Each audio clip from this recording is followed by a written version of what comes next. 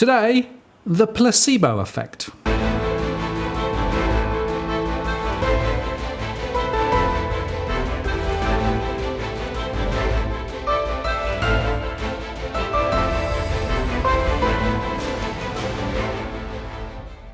Hello again, it's Martin North from Digital Finance Analytics. What's the latest post covering finance and property news with a distinctively Australian flavour. And today I'm joined by our property insider, Edwin Almeida. Hello, Edwin. Hello, Martin. Just got here just in time. My ergonomic portable studio table just got me out of trouble because I had to iron a shirt as well. Well, you know, it's multifunctional, like the Swiss Army knife of property production. So it's all good. I'll see if I can take it on the plane with me next time. Now, we've had the election result, right, which was many people were surprised by that.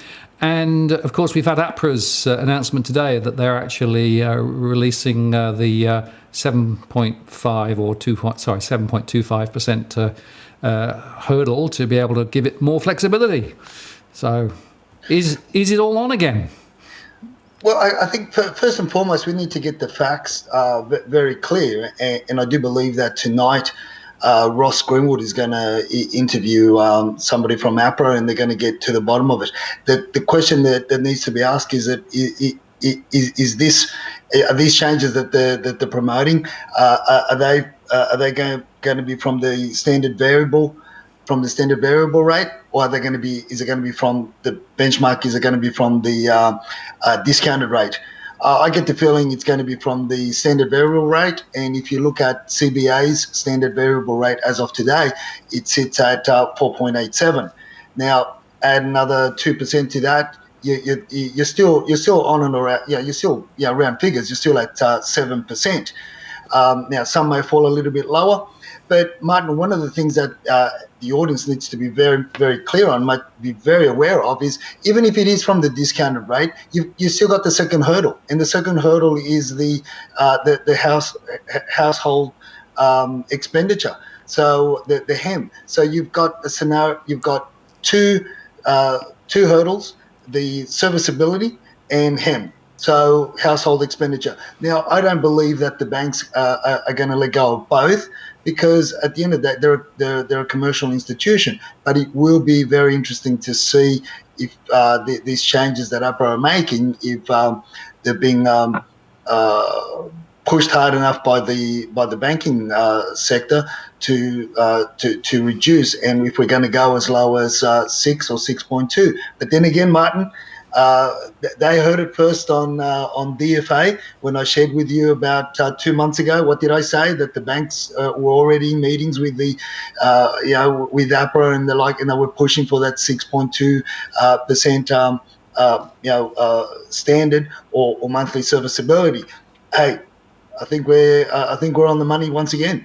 Yeah, indeed. Well, we've both been talking about that, and I've been talking about the unnatural acts that we're going to see, which will be continuing to try and reignite the property sector. But you're right, because even if you take the changes, it's going to potentially at the margin increase the serviceability slightly, but you've still got to take account of true expenditure, or, as you say, a version of HEM, firstly. And secondly, remember that the average borrowing power has dropped by up to 40% for many households, right? So this might, climb back up slightly, but it's not resetting effectively the borrowing standards to where they were 2 or 3 years ago, are they? No, that's right. And also we're going to discuss the Achilles heel as well of the current property market, the climate. There were reports on Channel 7 last night of how people in Melbourne, there's 1 in 3 or 1 in 4, I think it was 1 in 3, are defaulting on house and land packages. Why? Because banks won't value the land to the purchase price, and some people were having to chip in not $40,000, but $120,000 just to buy the block of land. So there's all this oversupply, not only in Melbourne, it's also happening in Queensland. It's also happening here in New South Wales, in Sydney. There is a massive oversupply, Martin. And how much longer do we keep on yelling from the rooftops and the mountaintops and Mount Kosciuszko, and next thing they want us to climb Mount Everest and shout it from there? Perhaps, I don't know. but obviously somebody's not listening, and reigniting the construction sector. Yeah, okay, we're going to save a few jobs for a little bit, but it's only going to delay the pain that a lot of the people are going to fall into Yeah, right. later on down the track. And I think your view would be that there might be a little bit of a sort of a bounce in the short term, right? And that's a bit of a fool's bounce, because essentially people then potentially might be encouraged to buy into that bounce, but then property prices will fade again because the fundamentals are still, as you say, from a supply perspective, still we've got way too much supply, and therefore it's unsustainable. Yeah, even the RBA have come out today saying that there's an undersupply. I really don't know where they get their figures from, other than the property sector, and also the spruikers. I guess they've been reading too much of square meter research. I don't know, or maybe they're listening to the doc. Or reading his post on Twitter, on LinkedIn. They're too focused on that. There is a strong oversupply. If there wasn't, why are the rents still going down? If there wasn't, why are people defaulting on house and land packages in so-called cheaper estates or cheaper areas, albeit further afield from the city? But there's a huge mix of oversupply. So this placebo effect and this bump, as you say, that we're going to go sideways perhaps for the next 8 to 12 weeks maybe, but it's going to give people that false sense of security on both camps, Martin. The first being the purchasers are going to jump in. They're going to say, gee, we better jump in now, because at the beginning of 2020, don't forget, the Liberal Party, the government, are going to give we got this miracle package, and they're going to gift us with $75,000 and to buy first home. So therefore, the properties that are between say 500 to $1 million, they're going to go up in value. So let's buy before they go up in value. Let's get in now. So there's that side of the equation, and these are people that are cashed up. There are a lot of buyers out there. Well, I shouldn't say a lot, but there are quite a number of buyers out there that are cashed up, that have been sitting on the sideline.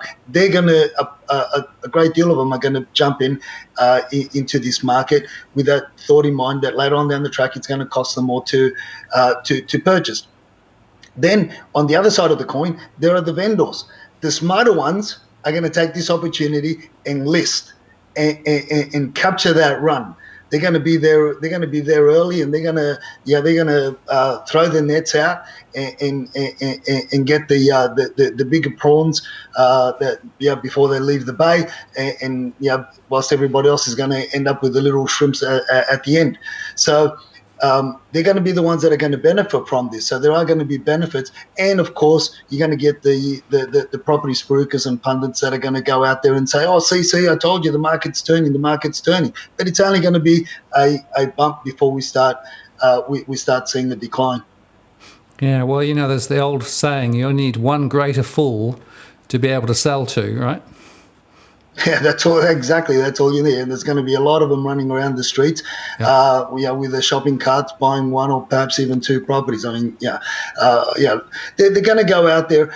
But for a vendor, if you're thinking about selling, get on the market now. Take advantage. That's my call. But then let's look at the dynamics. Then people are going to wait for winter to also play out, and they're thinking to themselves, "Oh, great! I'm going to put my property back on the market in spring.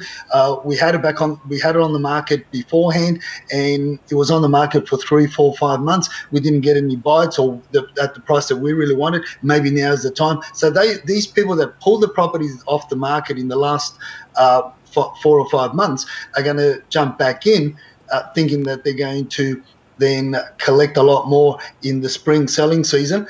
And guess what, Martin? Demand, economies of scale, demand and supply. There's going to be a lot more listings. So I'm already starting to track the main portal listings now. I'm taking note as to what they are today. They may have it at around 22,000. That's in the Sydney region. Let's be specific, and I'm gonna gauge that on a week by week basis. I'm saying that we're going to see a bit of an upswing of listings, and then towards spring we're going to really go up. But that's because those listings that were taken off market for being long days on market, they're going to come back on because there's going to be a sense of confidence from the vendors to put the properties back on the market. I can already see the real estate agents' inboxes. Let's put it back on the market. Let's get back on. Start. And even some are even saying, oh, we advertised it at 650. Now that the new or the same government's come on, the Liberals are in power. There's more confidence. So let's go up to 700, and there'll be people that'll jump in. Sure. Well, some will, but I think would suggest be very, very cautious and careful. And what about interest-only investors? Because, of course, the market has really changed there, hasn't it, with the change in the lending rules and all of those things? Well, I think that they're a wounded beast. I think they've got no choice. Personally, I know a lot of families that I'm dealing with at the moment that I'm helping to help them with my associates and my contacts to restructure their portfolios, to do something to get out of the mess that they're in because of the way that the loans were structured initially, what they bought, what they got told that they were able to afford and service long term. What's playing out there is going from interest only to principal and interest has added, 1,000, with some families, 1,500 with other families, and up to 2,000 with other families that they've had to find on a per month basis. So now we're seeing young couples, middle-aged couples, people that have now got a full-time job, a part-time job, and a casual job. If they want to keep, they have to look for the casual job if they want to keep the property. But if they want to maintain their sanity, we're assisting them to offload a lot of the properties. And guess what? They're losing a lot of equity from the principal place of residence. So it's a choice: lose it all, or lose some now and protect your principal place of residence, as we've talked about that before, that dynamic that happens there. Get rid of your toys, get rid of everything else, get rid of your holiday homes, your mistresses and the like, and protect your principal place of residence, albeit that you only owe 500, but you're going to go back to owing 700, say la vie. But the thing is, you've got to protect. So that's where I'm at. So I think that beast is wounded. It either gets amputated or hemorrhaged to death. Okay, well, so we've talked about that, and of course we've talked about the oversupply. But I guess the other question is the employment and the cost of living scenario at the moment, because it looks to me as though the cost of living are continuing to rise, and the employment statistics look to me to be weak. In other words, more people effectively looking for work, and the unemployment rate potentially going to rise ahead. That's the other factor people should take account of, isn't it? Of course, Martin. And if there's a further push for a rate cut, you got to ask, well, how much pressure is that going to place on the families, because we're importing a lot of the stuff that we consume, that we use, that facilitates us in the various businesses that we're trying to run. So the cost of living hasn't decreased. That's still the same. And if there are any positive changes, it's not going to happen straight away. It's going to take anywhere between 12 months or 24 months even for some changes to happen. Electricity has doubled in price over the last couple of years, and the government's talking about a relief of about $175 per annum. Get real. It's doubled in price, but what people are going to get a $48, $47 a quarter relief. That's not going to do a lot. So you've got these issues. So the cost of living hasn't gone down. Employment, I think there are a lot more part-time jobs available. People are going from a part-time job, or business owners, the SMEs, as I keep on talking about over and over again. They're the ones that are really bearing the brunt of this economic climate, and they're laying off people or reducing hours, and the business owners are taking more hours. They're a lot of the business owners that have carried that weight and that burden for the last 18 months, 24 months, and in some cases even 3 years, are now feeling the toll on the physical body, on their well-being. I'm hearing the partners having to take time off. They're being forced to take a break because they haven't taken a break for 2 or 3 years. All these things have got a huge. They're putting a huge pressure on families and the SMEs, to the point where you got to choose: do I keep the business going whilst it's hemorrhaging, or do I save my marriage? Do I save my family unit? Do we just what would you put it? There's no real solution to the issues, the problem that the SMEs are facing at the moment. Right.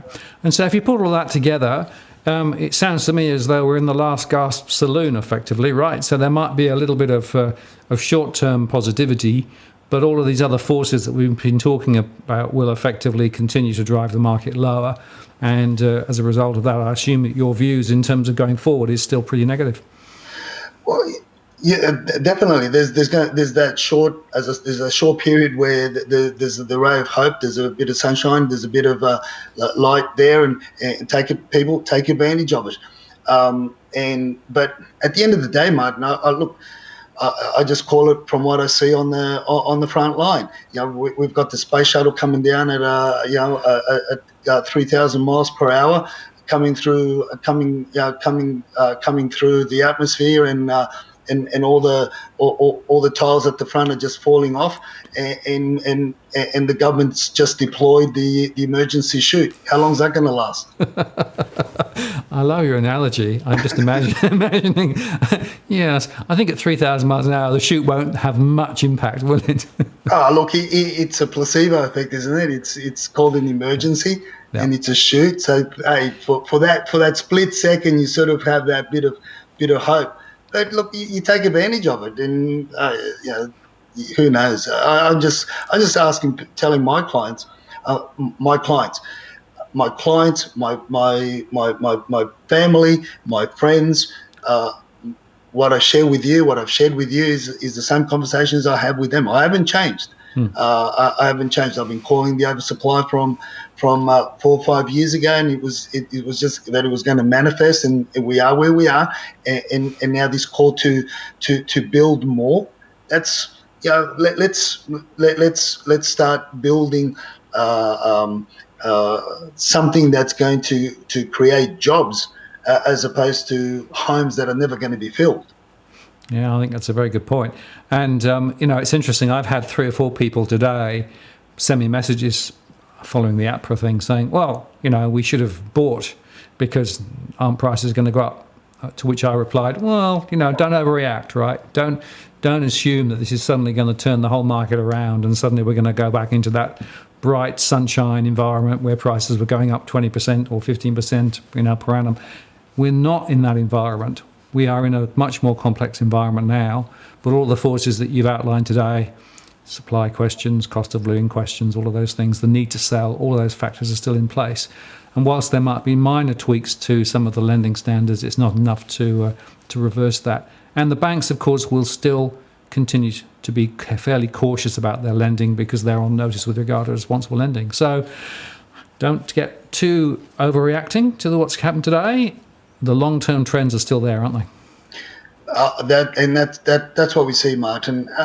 But we're focusing, or people on the social media platforms are focusing on the core logic daily numbers. They're making them out to be bigger than what they really are.